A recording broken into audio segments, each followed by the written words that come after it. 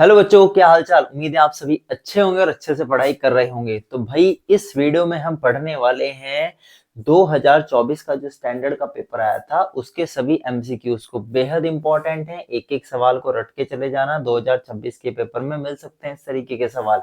तो चलिए भैया स्टार्ट करते हैं। पहले वाले सवाल से दिया गया है ए एक्स प्लस बी वाई बराबर ए स्क्वायर माइनस बी स्क्वायर, यानी कि सिंपल से आपको दो लीनियर इक्वेशन यहाँ पर दी गई है।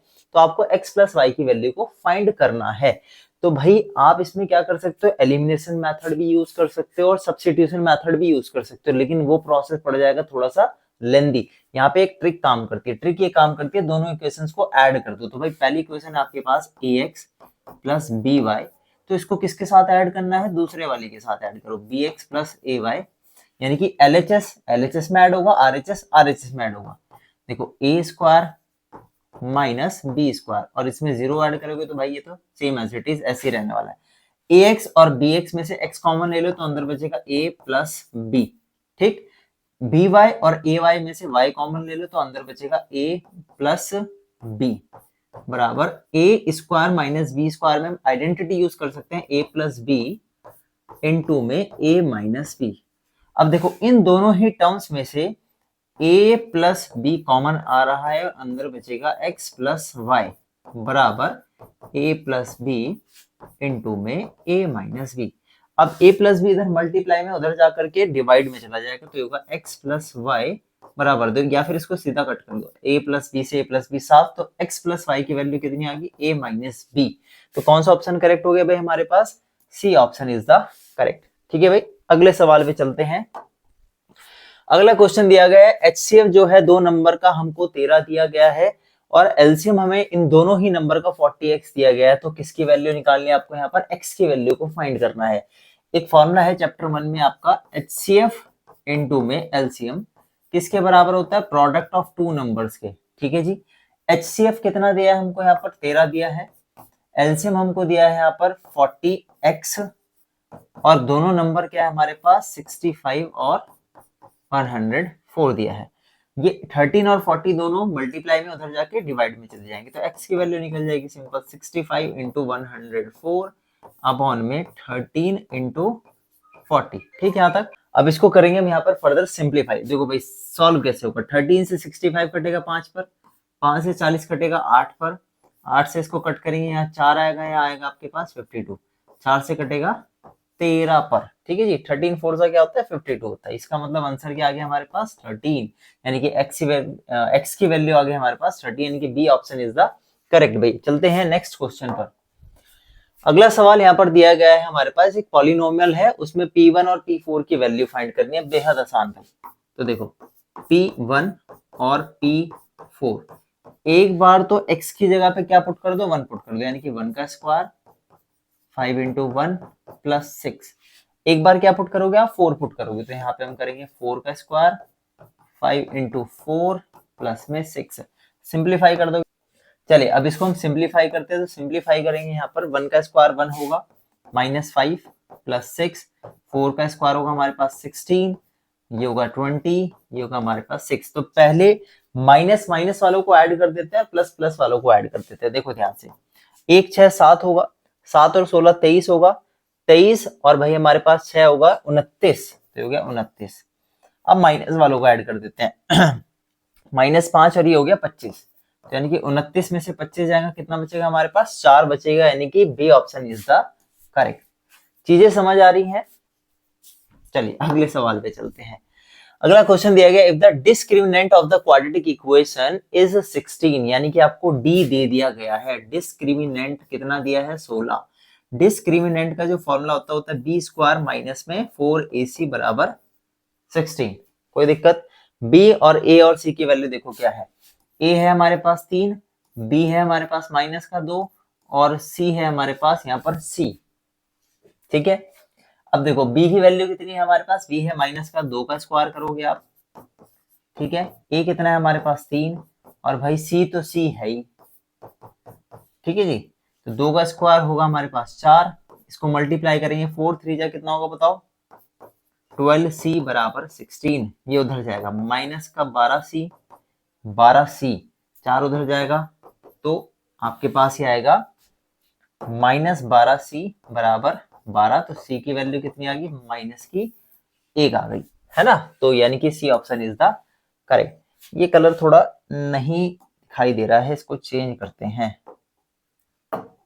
इसको रखते हैं येलो, पिंक, पिंक ही रखते हैं ना, पिंक कलर अच्छा है। चलिए भाई अगला सवाल देखते हैं। अगला सवाल दिया गया, if an arc subtends an angle of 90 degree at the centre of the circle then the ratio of its length to the circumference of the circle. सवाल में बोला गया है एक आर्क है सर्कल की, वो कितने डिग्री का एंगल बना रही है, 90 डिग्री का एंगल बना रही है। तो आपको रेशियो क्या बताना है, आपको रेशियो बताना है लेंथ, उस आर्क की लेंथ और उसकी सर्कमफेरेंस में। तो पहले तो ये बता दो भाई, लेंथ ऑफ आर्क का फॉर्मूला क्या होता है, लेंथ ऑफ आर्क का फॉर्मूला होता है थीटा अपॉन में 360 इनटू में 2 पाई आर, और इसका रेशियो किसके साथ बताना है, इसके सर्कमफेरेंस के साथ। तो सर्कमफेरेंस क्या होती है, 2 पाई आर। तो भाई 2 पाई आर से 2 पाई आर साफ, थीटा कितना है 90 दिया है, तो 90 अपॉन में 360 कट करोगे तो कितना आएगा 1/4, यानी कि 1:4 is the correct option, option option, ठीक है। चलिए भाई अगले सवाल पे जाते हैं। अगला सवाल दिया गया यहाँ पे, the area of the sector of the circle is 12 centimetre, circle of the radius, sorry radius हमको कितनी दी गई है, 12 दी गई है, ठीक है जी। और एरिया कितना दे दिया सेक्टर का, एरिया का मतलब बताओ, एरिया का मतलब, एरिया का मतलब थीटा अपॉन में 360 इंटू में पाई आर स्क्वायर। एरिया कितना है 60 पाई है, वैल्यू पुट करेंगे, थीटा हमको यहाँ पर निकालना है, और जी पाई की वैल्यू रखोगे 22 अपॉन में 7, और रेडियस कितना दिया है 12 इंटू 12, ठीक जी। अच्छा हमने 22 अपॉन 7, तो ये भी 22 अपॉन 7 है पाई, 22 अपॉन 7 से 22 अपॉन 7 साफ हो गया, ठीक है जी। क्रॉस मल्टीप्लाई कर देंगे, आएगा 60 इंटू में 360, और 12 12 नीचे आ जाएंगे, 12 इंटू 12 उधर मल्टीप्लाई में इधर आके डिवाइड में चले जाएंगे। सॉल्व कर दो, ये कटेगा 5 पर, ये कटेगा 30 पर, तो कितना आएगा 5 3 जा 15, तो 5 3 जा 15 कितना हो गया 150, यानी कि थीटा की वैल्यू कितनी आ गई हमारे पास 150 डिग्री आ गई, है ना। चेक कर लें एक बार, 12 3 जा 36, 12 5 जा 60, ठीक है जी। तो यानी कि D option is the correct. समझ आ रही है चीजें बाल को। अगले सवाल पे चलते हैं भाई। अगला सवाल दिया गया, if the difference of mode and median of the data is 24, भाई मॉड और मीडियन का डिफरेंस दे दिया इन्होंने, कितना दे दिया 24 दे दिया। अब आपको डिफरेंस बताना है किसका, मीडियन और मीन का बताना है। इससे पहले आपको पता होना चाहिए एम्पेरिकल फॉर्मूला क्या होता है। एम्पेरिकल फॉर्मूला ये होता है हमारे पास 3 मीडियन बराबर 2 मीन प्लस मॉड। तो हम क्या करेंगे, यहां से मॉड की वैल्यू निकाल देंगे। तो भाई मॉड की वैल्यू कितनी आएगी 24 प्लस का मीडियन, उधर जाके मॉड की वैल्यू इसमें पुट कर देंगे, देखो ध्यान से, या कि 2 मीन, ठीक है जी। मॉड की वैल्यू कितनी है 24 प्लस में मीडियन, और ये हमारे पास 3 मीडियन। अब देखो मीडियन इधर लेकर क्या हो, मीन भी इधर लेकर क्या हो, तो हो गया 3 मीडियन में से एक मीडियन घटा देंगे हम, और माइनस हो जाएगा 2 मीन बराबर 24 के। देखो 3 मीडियन में से एक मीडियन गया तो कितना मीडियन बचा, 2 मीडियन बचे, और 2 ही मीन बचा बराबर 24। 2 कॉमन लेकर उधर भेज देंगे, तो सिंपल सी बात है, मीडियन में से जब मीन माइनस होगा, दोनों में 2 कॉमन आके उधर डिवाइड में जाएगा, तो कितना आएगा 12 को जब 2 से भाग कर, सॉरी 24 को 2 से जब हम भाग करेंगे तो कितना आ जाएगा 12, यानी कि मीडियन और मीन का जो डिफरेंस आ रहा है वो कितना आ रहा है हमारे पास, A option is the correct भाई। अगले सवाल पर चलते हैं। अगले सवाल में बोला है, 2 dice are tossed simultaneously, the probability of getting odd numbers on both the dice, यानी कि दोनों डाइस में क्या आना चाहिए भाई, ऑड नंबर आना चाहिए। अब यहाँ पर एक ट्रिक यूज होती है, या तो आप पूरा सैंपल स्पेस बना करके फाइंड कर लो, ये एक ट्रिक सिंपल सी है। मुझे एक बात बताओ, एक डाई में ऑर्डर नंबर क्या होते हैं, 1 3 और 5 होता है, ये एक डाई के नंबर है ऑड। दूसरी डाई में भी 1 3 और 5 होंगे, तो 3 यहाँ एलिमेंट है और 3 यहाँ है, तीनों जब आपस में 3 3 गुणा होंगे, यानी कि साथ लिखे जाएंगे, तो कितने बनेंगे 9 बनेंगे। क्या पूछी है, इसकी प्रोबेबिलिटी पूछी है। तो भाई ऑड नंबर की दोनों डाइस में क्या होगी प्रोबेबिलिटी 9 अपॉन में 36, टोटल 36 आउटकम्स होते हैं, तो कितनी आ गई प्रोबेबिलिटी 9/36, यानी कि आपके पास D option is the correct. चलते हैं नेक्स्ट सवाल पर, नेक्स्ट क्वेश्चन पर। बोला गया था ratio of total surface area of the solid hemisphere. भाई टोटल सरफेस एरिया क्या होता है सॉलिड हेमिस्फीयर का, 3πr² होता है, to the square of its radius. भाई किसके साथ रेडियस वो है इसका रेशियो, रेडियस के स्क्वायर के साथ है, तो रेडियस के स्क्वायर से रेडियस स्क्वायर, साफ सिंपल क्या बचा 3π/1। तो कौन सा ऑप्शन करेक्ट हो गया, C option is the correct. चीजें समझ आ रही है भाई, नहीं आ रही तो कमेंट बॉक्स में बताना है। तो भाई देखो अब ध्यान से, अगला सवाल, साइन थीटा दिया है 1, तो मुझे बताओ साइन में 1 वैल्यू किसकी होती है, ये होती है भाई साइन 90 डिग्री की। तो यानी कि यहाँ से थीटा कितना मिल जाएगा हमको, भाई थीटा मिल गया हमें कितना 90 डिग्री थीटा मिल गया, वैल्यू पुट कर दो वहां पर, तो क्या 1 इंटू में साइन 90/2, तो 45 आ गया, यानी कि तो मुझे बताओ 45 की वैल्यू कितनी होती है, साइन 45 की वैल्यू होती है 1/√2, तो कितना आ गया 1/2√2। कौन सा ऑप्शन करेक्ट हो गया, ए ऑप्शन इज द करेक्ट। इतने इजी सवाल पूछे जाते हैं स्टैंडर्ड में, है ना, ज्यादा टफ नहीं होते।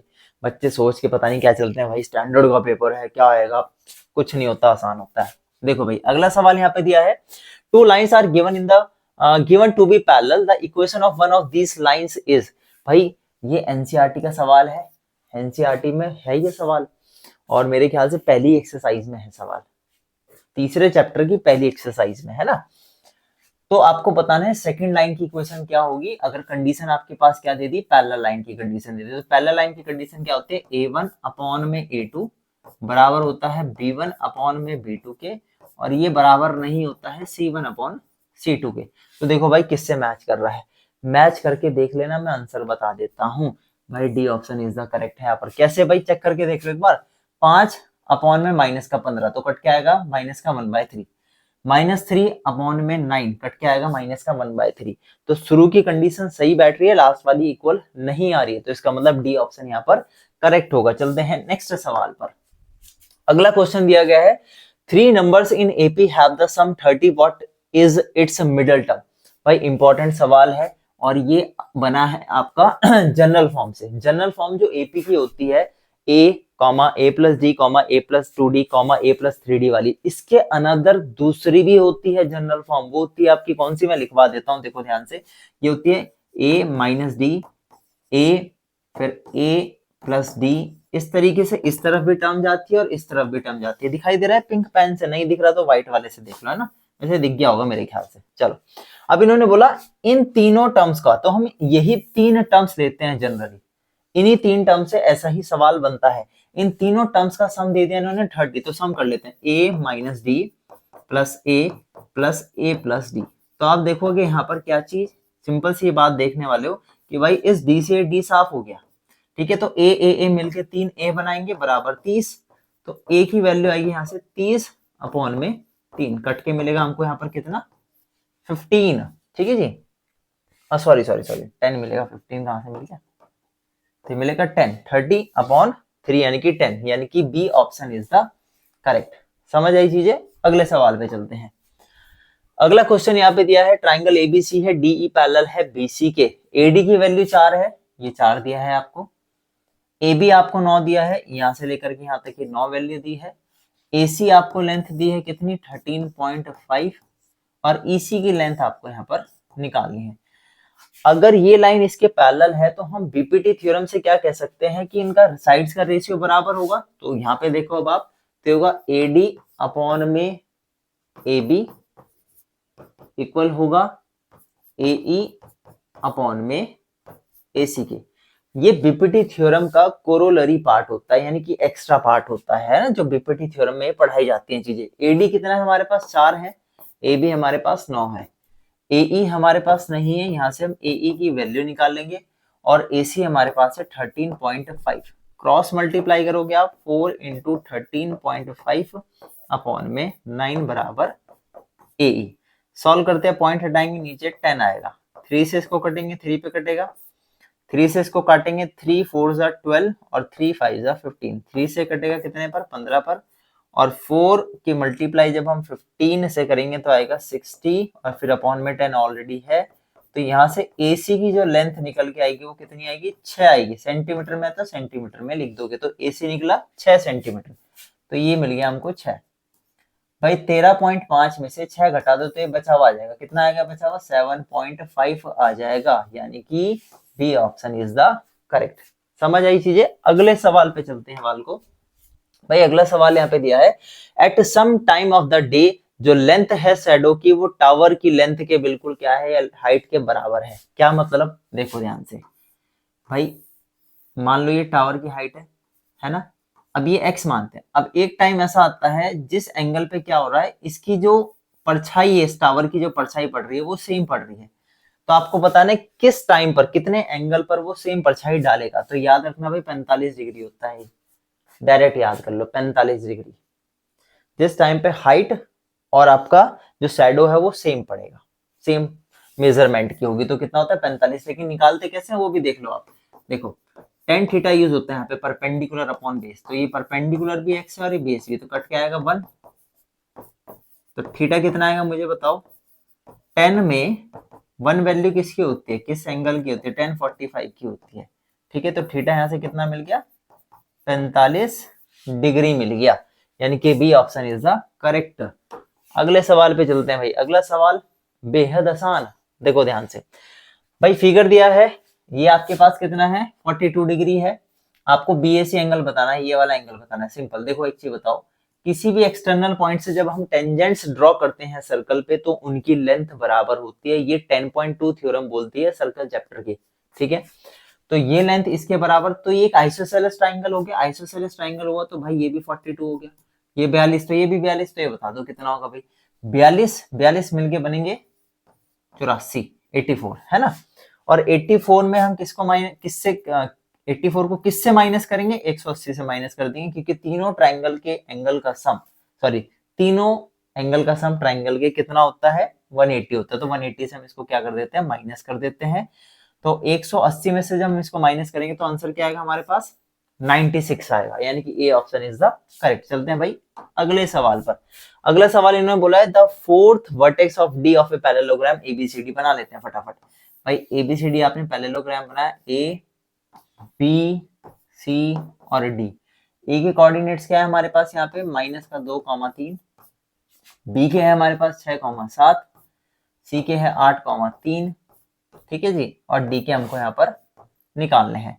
तो याद रखना हमारे पास जो रेक्टेंगल होता है उसका जो पॉइंट होता है डायगोनल जिस पे इंटरसेक्ट करते हैं, ठीक है, ये एज अ दोनों डायगोनल के लिए मिड पॉइंट का काम करता है। तो यानी कि इसको ओ मान लो, ठीक है भाई। तो अगर हम मिड पॉइंट ले किसका, AC का, वो किसके बराबर होगा, वो बराबर आएगा मिड पॉइंट ऑफ BC के बराबर आएगा, ठीक है जी। रख देते हैं मिड पॉइंट की वैल्यू। देखो AC के लिए मिड पॉइंट फॉर्मूला लगाओगे आप, कैसे लगेगा, -2 में ऐड करोगे कितना, 8 अपॉन में 2 कॉमा 3 + 3 अपॉन में 2। सेम कहानी करोगे आप किसके लिए, इस वाले के लिए, BD के लिए, सॉरी BC लिख दिया कि मैंने यहाँ पे BD लिखना था, ओहो BD, ठीक है। तो मिड पॉइंट ऑफ BD, तो BD का मिड पॉइंट भी OE का काम करेगा, तो इसके लिए भी सेम फॉर्मूला यूज करोगे, होगा हमारे पास कितना, इसको मान लेते हैं x, y। देखो 6 + x अपॉन में 2 7 + y अपॉन में 2। सिंप्लीफाई कर दो आंसर आ जाएगा। देखो ध्यान से, ये हो जाएगा हमारे पास 6 अपॉन में 2, 6 अपॉन में 2 कितना आएगा, ये आएगा हमारे पास 3 कॉमा 3 और 3 6, 6 अपॉन में 2 ये भी आएगा 3 बराबर। ये तो सेम रहेगा आपके पास x + 6 अपॉन में 2 सेम रहेगा यहाँ पर हमारे पास 7 + y अपॉन में 2। इसको देखो फर्स्ट वाली वैल्यू फर्स्ट के बराबर होती है, सेकंड वाली वैल्यू सेकंड के बराबर होती है। तो हो जाएगा x + 6 अपॉन में 2 बराबर 3। तो यहाँ से इसको हम सॉल्व करेंगे, क्रॉस मल्टीप्लाई करेंगे तो कितना आएगा हमारे पास, x की वैल्यू सॉल्व करके आएगी 0। करके देखना, 2 3 जा 6, 6 उधर जाएगा माइनस का हो जाएगा, ठीक है। इसको सॉल्व करेंगे 7 + y अपॉन में 2 बराबर 3, तो y की वैल्यू कितनी आएगी सॉल्व करके, 2 3 जा 6, 7 उधर जाएगा, 6 माइनस 7 यानी क्या आएगा माइनस का 1। तो x बराबर 0 और y बराबर माइनस का 1, तो कौन सा ऑप्शन करेक्ट होगा आपका, B option is the correct. ठीक है, चलते हैं अगले क्वेश्चन पर। सवाल दिया गया for an event E if PE plus P not E बराबर Q K then the value of Q square minus 4। भाई बेहद आसान क्वेश्चन, किसी भी इवेंट के होने की प्रोबेबिलिटी और उसके ना होने की प्रोबेबिलिटी का सम किसके बराबर होता है, 1 के बराबर होता है। तो क्यू की वैल्यू मिल गई हमको 1, तो 1 का स्क्वायर माइनस 4 कितना आएगा बताओ सॉल्व करके, माइनस का 3 आएगा, यानी कि ए ऑप्शन इज द करेक्ट। अगले सवाल पे चलते हैं। अगला सवाल बेहद आसान, ये आया भाई हमारे सर्कल चैप्टर से। देखो क्या है सवाल में, भाई यहाँ पर क्यू आर की लेंथ निकालनी है, क्यू आर की लेंथ निकालनी है और एपी हमको दे दिया 4.2।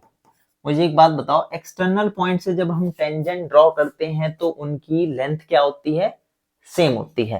तो यानी कि अगर ये 4.2 है तो यहाँ से लेकर यहाँ तक 4.2 होगा, यहाँ से लेकर यहाँ तक भी 4.2 होगा, दोनों को जोड़ दोगे तो कितना होगा 8.4, यानी कि C option is the correct. बहुत आसान सवाल। अगले सवाल पे चलते हैं। भाई असर्शन रीजन आ गए हमारे, 19 और 20वें असर्शन रीजन होते हैं एग्जाम्स में, ये भी इजी आते हैं। चलिए पढ़ लेते हैं। पहला सवाल लिखा है mid point of the line segment divides the line segment in ratio 1:1। बिल्कुल बात सही है भाई, यानी कि मिड पॉइंट जो होता है लाइन सेगमेंट का वो डिवाइड करता है किस रेशियो में, 1:1 में डिवाइड करता है, यानी कि असर्शन यहाँ पर क्या है, करेक्ट है। पढ़ते हैं रीजन को। The ratio in which the point -3, k divides the line segment joining the points this and this is 1:2। ये चेक करना पड़ेगा भाई। तो इसको चेक करने के लिए चलो देख लेते हैं चेक करके कैसे करेंगे भाई। सेक्शन फॉर्मूले का यूज करेंगे। सेक्शन फॉर्मूला क्या होगा हमारे पास यहाँ पर, माइनस का 3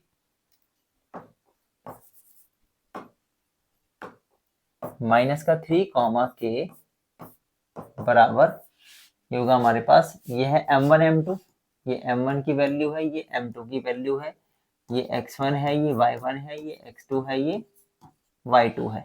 वैल्यू पुट करते हैं। m1 x2, m1 कितना है 1, x2 कितना है माइनस का 2, प्लस m2 कितना है हमारे पास 2 और x1 कितना है माइनस का 5, अपॉन में आपके पास होगा यहाँ पर 1 + 2। इसको सॉल्व करके देख लेते हैं, बाकी वाली वैल्यू को जरा डाल के बाद में देखते हैं। देखो भैया आएगा माइनस का 2 और ये आएगा माइनस का 10 अपॉन में 3। अब देखो यहाँ पे गलती पकड़ में आएगी भाई, बाद वाली तो बात की बात बाद में। देखो अगर मैं इसको सॉल्व कर रहा हूँ -2 और ये तो आएगा माइनस का 12 और माइनस के 12 को जब आप 3 से भाग करोगे तो आपको मिलेगा माइनस का 4। तो क्या ये सेम आ रहा है, नहीं आ रहा है। पहली वैल्यू से हमने चेक कर लिया कि पहला ही जो आपके पास कोऑर्डिनेट है वो गलत आ रहा है। इसका मतलब सिंपल सा है कि यहाँ पर रीजन क्या हो गया, सिंपली गलत हो गया, यानी कि असर्शन करेक्ट है और रीजन यहाँ पर क्या है, गलत है। तो इसका सिंपल सा मतलब ये होता है सी ऑप्शन हमारा क्या हो जाएगा, करेक्ट हो जाएगा, क्योंकि उसमें असर्शन सही होता है, रीजन गलत होता है। ठीक है भाई, चलते हैं अगले सवाल पे। अगले सवाल में बोला गया है if the circumference of the circle is this 176, तो रेडियस उसके 28 होगी। बिल्कुल चेक करके देख लेते हैं एक बार। सर्कमफेरेंस का फॉर्मूला होता है 2πr। सर्कमफेरेंस आपको यहाँ पर कितने दिया, 176 दी गई है। सॉल्व कर देते हैं, 22/7 रखेंगे, पाई की वैल्यू क्रॉस मल्टीप्लाई करते हैं तो आएगा 176 की मल्टीप्लाई 7 से करेंगे, नीचे आएगा 2 और 22। अगर रेडियस 28 आ गया तो असर्शन हमारा सही हो जाएगा। करके देखते हैं। 2 से इसको कट करेंगे भाई, 2 8 जा 16, 2 8 जा 16, 22 से इसको काटेंगे, कटेगा हमारे पास 4 पे, तो 4 7 से कितना आ गया 28। तो यानी कि रेडियस 28 सेंटीमीटर आ गई, यानी कि असर्शन हमारा यहाँ पर सही है। रीजन पढ़ते हैं। रीजन बोला सर्कमफेरेंस जो होती है सर्कल की वो कितनी होती है, 2π into radius of a circle. बिल्कुल सही बात है, रीजन भी हमारा सही है। तो क्या ये इंटरकनेक्ट हो रहे हैं, हाँ भाई, पहले वाले में भी सर्कमफेरेंस की बात हो रही है और दूसरे वाले में भी सर्कमफेरेंस की बात यहाँ पर हो रही है। इसका मतलब असर्शन और रीजन दोनों सही है और रीजन उसकी क्या है, करेक्ट एक्सप्लेनेशन है। यानी कि इसका जो ऑप्शन होगा वो कौन सा वाला करेक्ट होगा, ए ऑप्शन इज द करेक्ट। और पहले वाले में कौन सा ऑप्शन करेक्ट था, सी ऑप्शन करेक्ट था। तो भाई अगर ये वीडियो में 20 के 20 एमसीक्यू आपको समझ आया तो वीडियो को लाइक, चैनल को सब्सक्राइब जरूर कीजिएगा। मिलते हैं नेक्स्ट वीडियो में, till then take care, bye bye. कर देना भाई लाइक। चलिए बाय बाय।